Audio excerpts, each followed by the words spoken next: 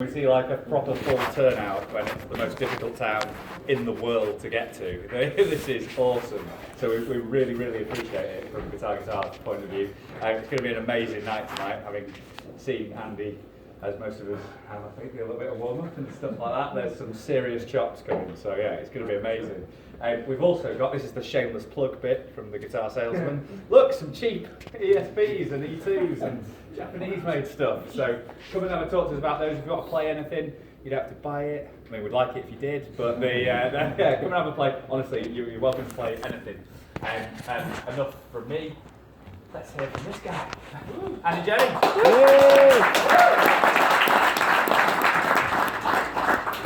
Right. Yep. Need to plug in. Got no sound. It's coming.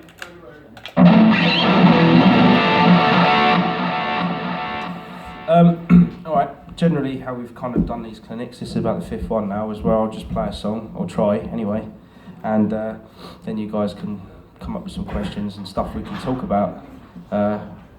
Or you could just stare at me like most people do and go, don't do that because it's going to be a long night otherwise. Alright, cool. I'm going to, I'll start with a song. Something easy or hard? What do you think? Easy into hard. Okay, I can do that.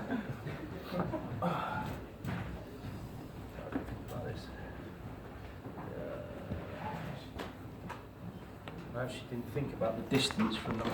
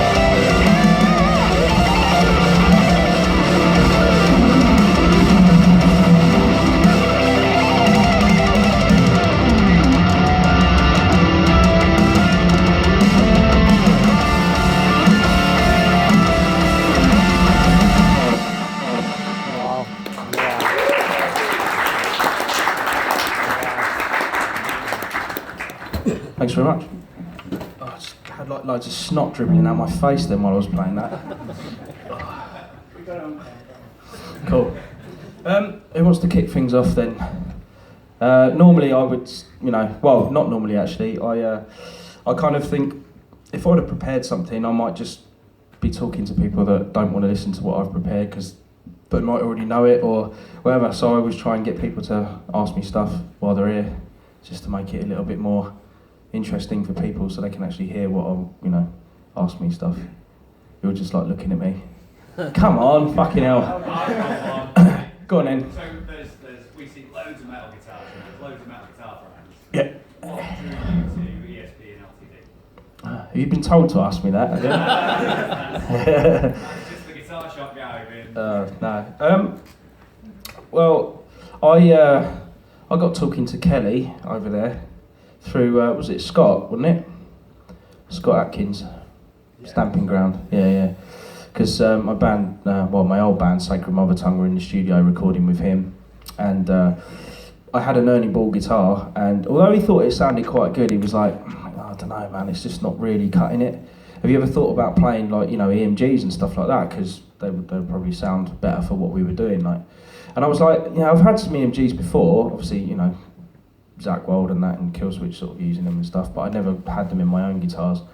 So I started looking for brands that had them already in their guitars, so I didn't have to buy one, then get some pickups, whack them in, and I can't use a soldering iron to save my life, so it's like that. And then so I managed to get hold of like an LTD EC1000, which is like the Les Paul shape.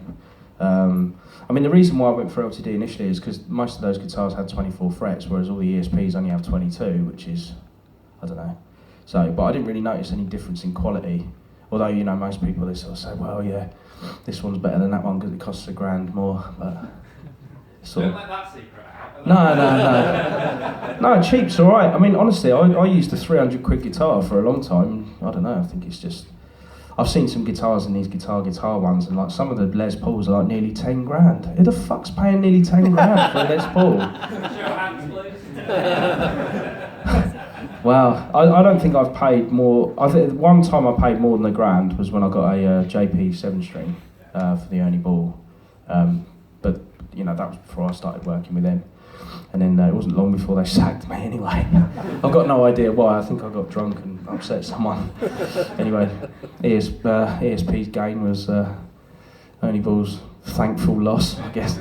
I used that guitar for a while, but I'm pretty sure it wasn't an official ESP, because the LTD written on it, it looked like a sort of kid had drawn it on and then someone had spray lacquered over the top. Everything about the guitar looked real apart from the headstock.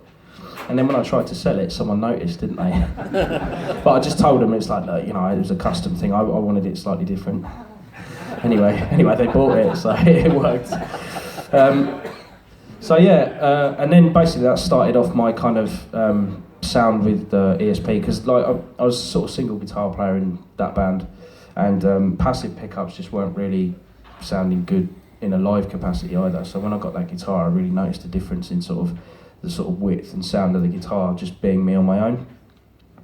And then it wasn't long until we talked, was it? I can't really remember the sort of timeline. No, it was before that, because I bought a 401 off you, didn't I? And that was like at a discount sort of rate, it wasn't free. Bastard. Yeah. Well, until you lot bothered to look at my videos, and you're like, oh yeah. No, it's all right. I forgive you. No, and then I was it was only about 3 or 4 months I had that guitar, and then you contacted me and said, I'll take you on as a sort of full endorsee. I think that was like 10 years ago or something. Yeah, and then a few years into that, doing a NAMM show, and then you guys had a meeting. You came over to me and said, do you fancy having a signature guitar then? What a silly question. Nah, fuck off, mate, I'm not interested. So obviously I was really happy. Yeah, no, that was cool. Yeah, you're having one, yeah. And then basically it was that model, the 6-string one that's behind me. Initially we were going to do it all black, so it was going to have like the plastic EMG pickups that you come to sort of see over the last however many years they've been going. And then they sort of came up with this new thing because they'd already done like the Het set, which is like the James Hetfield sort of thing, where they changed the covers and stuff like that. And then I think Richie Falconer wanted something that was a bit more vintage modern, so vintage looking and sort of modern sounding to go in the guitars that he uses. So EMG started working on these, and it just sort of coincided with my trip when I first went to San Francisco, where they're based, and did a bunch of videos for them. And then yeah, they had done another sort of set lying around. I think they'd only made like 2 sets at this point. So they gave them to me. They said, yeah, you know, check them out, see if you like them. If you do, let us know, kind of thing. So of course, when I got back to Cleveland, because I was doing some stuff for another website, and I put them in the guitar, and it kind of looked cool already, and I was hoping it was going to sound as cool as it looked, having made the difference between just all black and then, you know, what you see up there. So yeah, I mean, they sounded great. They sound like really amped, you know, so you don't have to sort of like plug in and have loads of gain and all the rest of it. The guitar sort of plays itself, really. So if you want a guitar that plays itself, there you go. Yeah, yeah. So that's pretty much it. And I mean, I'm playing these ones now, which are a slight modification. Sorry. Oh, got ill from travelling. So yeah, we basically just put the Evertune bridge on. The only thing that's different slightly with the body is it's a bit flatter, as you can see. Yeah, it's because the Tune-o-matic bridges, it's sort of like more of an arch top, so they had to flatten the body out to stick the Evertune on. And that's pretty much it. So these models are the ones that are available at the moment, but these ones will be coming out in about a year or so. Yeah. Sorry, getting all tangled up here. So yeah, it'll basically be a white 7-string with the Evertune and a black 6-string, but they do like these, it'll be these black pickups as well in there, so we'll kind of go with the original black design that we were going to go with when we started the guitar. So yeah, there you go, in a nutshell. The same pickups, 57 and the 66? Yeah, these are, yeah. It goes on forever. Yeah, same pickups. These profiles that I'm using are just my STL Kemper ones, so they're ones that you can get.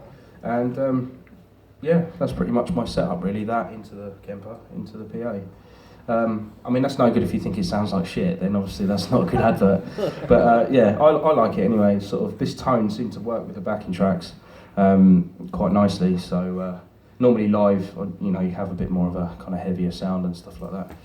So yeah, that's that. What amp is it that is profiled in the Kemper? That's a PRS Archon head. Yeah, it's quite nice. It's sort of airy and sort of quite smooth to play and stuff. Covers up loads of mistakes, which is good. So that's, you know, that helps me out doing this kind of thing. So yeah, cool. Hope that answers the question about ESP and plugs it enough while we're here. Cool. Anyone got any sort of guitar related questions or anything? How many guitar players are in here? How many bass players? Oh, get out. No, I'm joking. So yeah, okay. Anyone got any sort of questions or anything? Come on, go on. Do you use any pedals?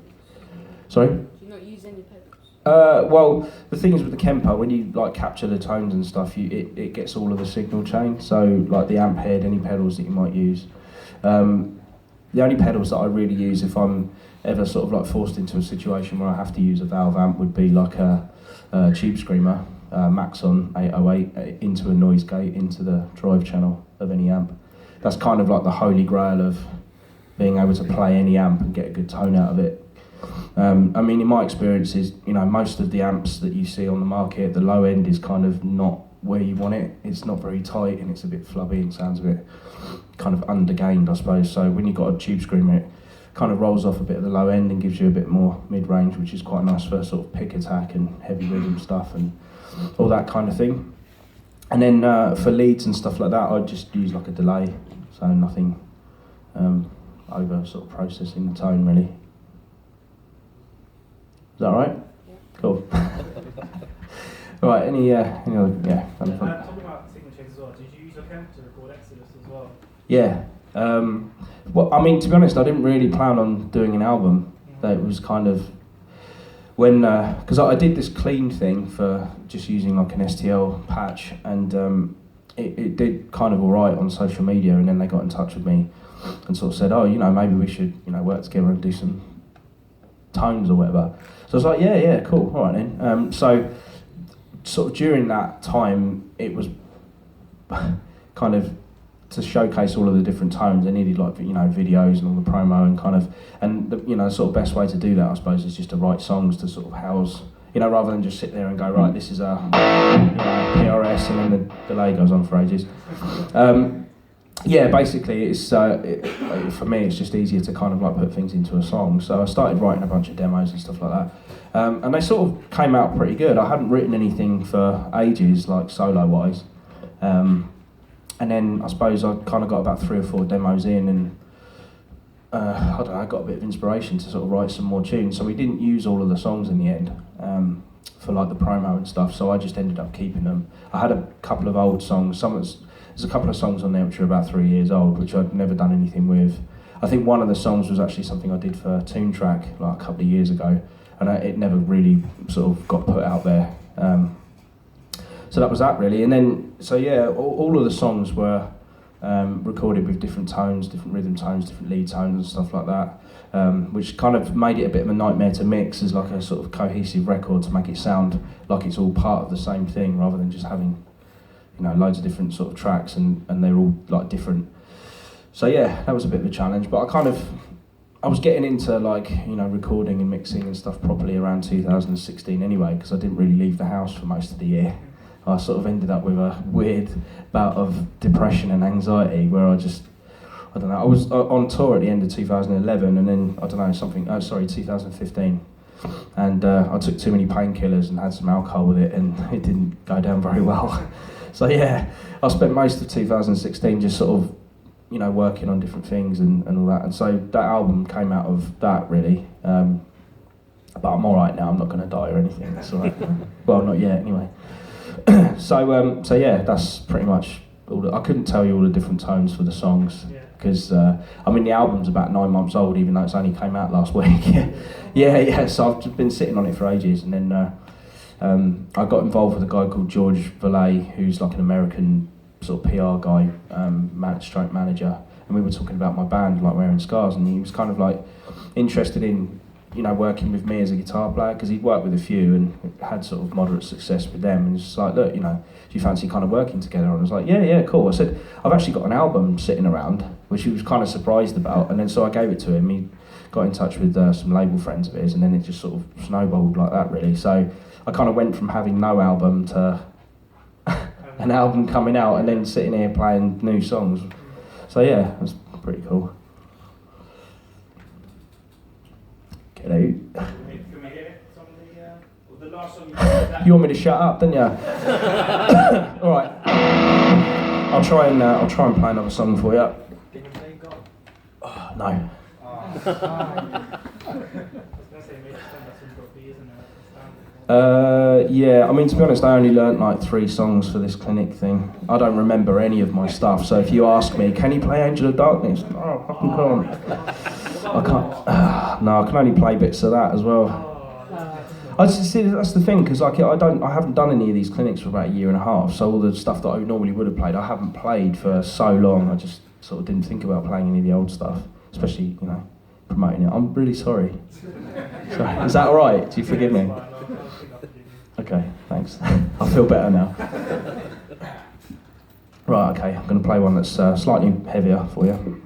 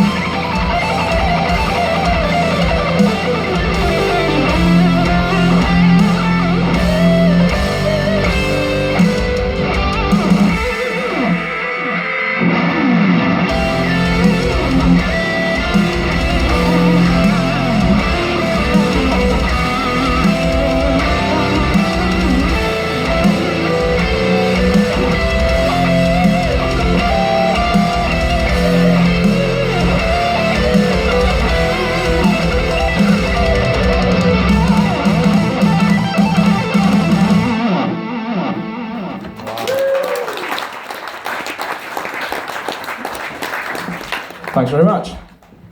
Oh, getting warmed up now. Okay, so hopefully you guys have thought of something to ask. Surely, no? You're a quiet bunch. Literally the quietest lot out of the whole tour. You're self-taught. Yeah. Do you know what I mean? Yeah. You got to. Hang on. I was looking at him and then I was moaning. And sorry.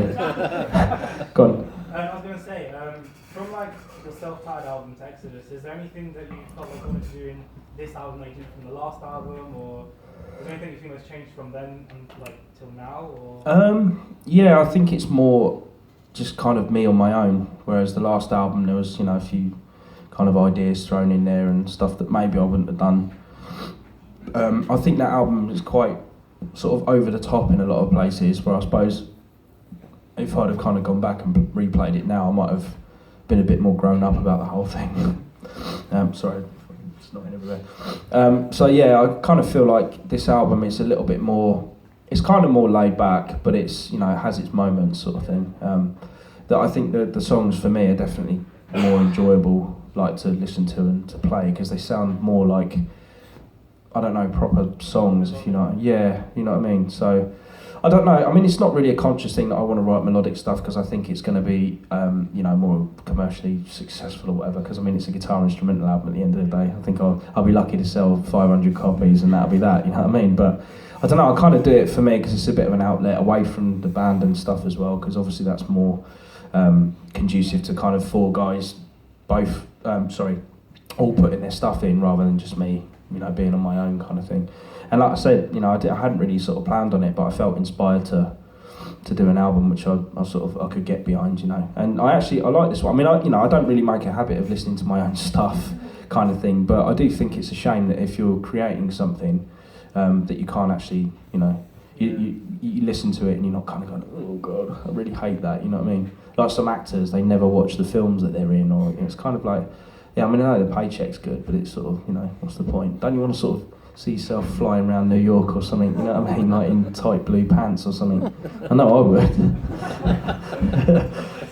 Yeah, oh yeah, no one wants to see that, mate, honestly. Anyway, cool, we've got some, do we have some questions in the middle? Yeah. How long do you practice each day? Do you practice? Yeah, no, I used to, like, religiously every day, kind of like, 8 to 10 hours a day. No social life to speak of growing up, teenager.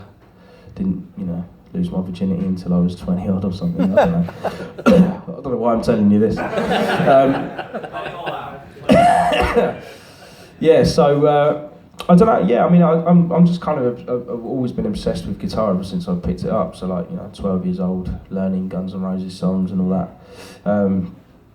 And yeah, I don't know, guitar was like a little bit of a social acceptance thing for me because I wasn't really in any group. I wasn't like with the nerdy kids. I wasn't cool at all. Still not really, but so I kind of just sort of floating around with different groups of people, and and I kind of thought, I don't really have anything that I do, you know what I mean? But I always knew that I was interested in music and stuff like that. So when it got to my 12th birthday, I'd already played a little bit of guitar, and then I sort of said to my dad, look, can I have one? And he went, yeah, go on then, thinking it would last about 2 weeks. But no, it didn't. It lasted 25 years. Wow. So there you go. But yeah, I suppose when I had that guitar, I never put it down and kind of go for a shit and I'd still be playing, you know what I mean? Nothing would get in the way, you know what I mean? I'd be like, I've got to get this lick down. I don't want to be inconvenienced by a bowel movement. I was going to ask if you have any practice tips, but I think... Yeah, wipe. I don't know. Yeah, so practice. I don't know really. I mean, I've never really been one for sort of sitting there going, let me turn the everlasting toilet off.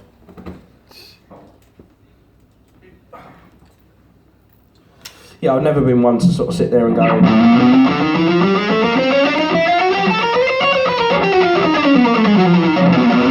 kind of doing all that sort of stuff, because when are you ever going to use that in a song unless you're Avenged Sevenfold or something?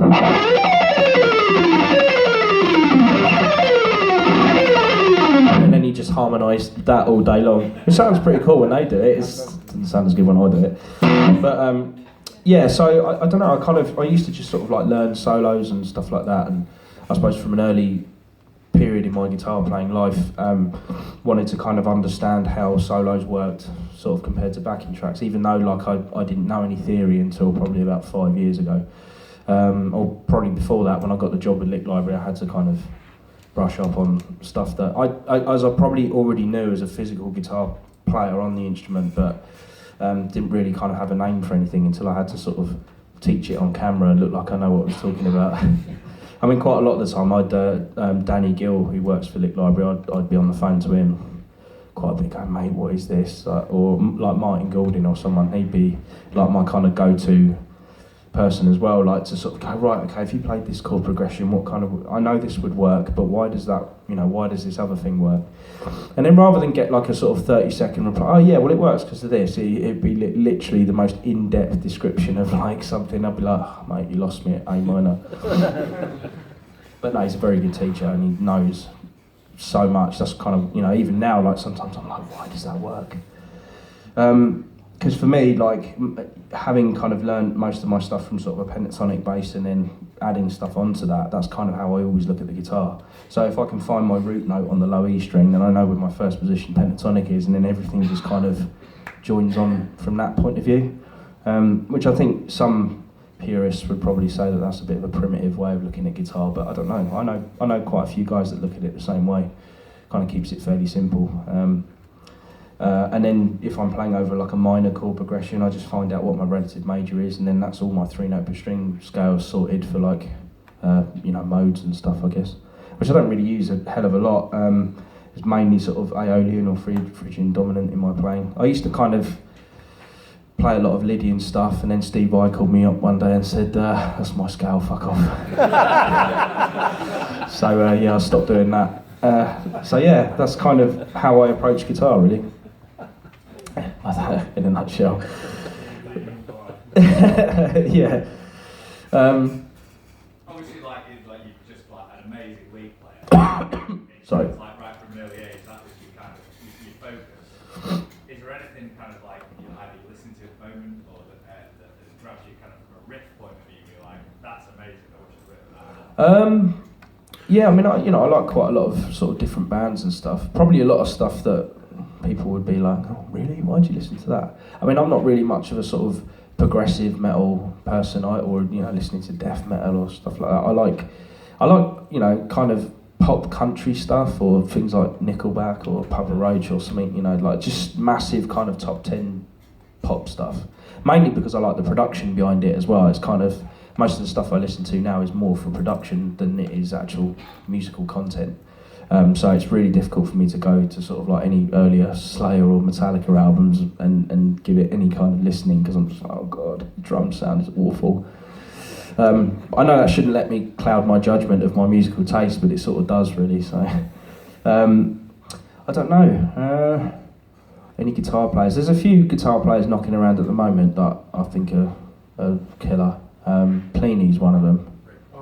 Yeah, Rick Graham. I've known Rick for a long time actually, so it's not a new thing for me to kind of be like, yeah, you bastard.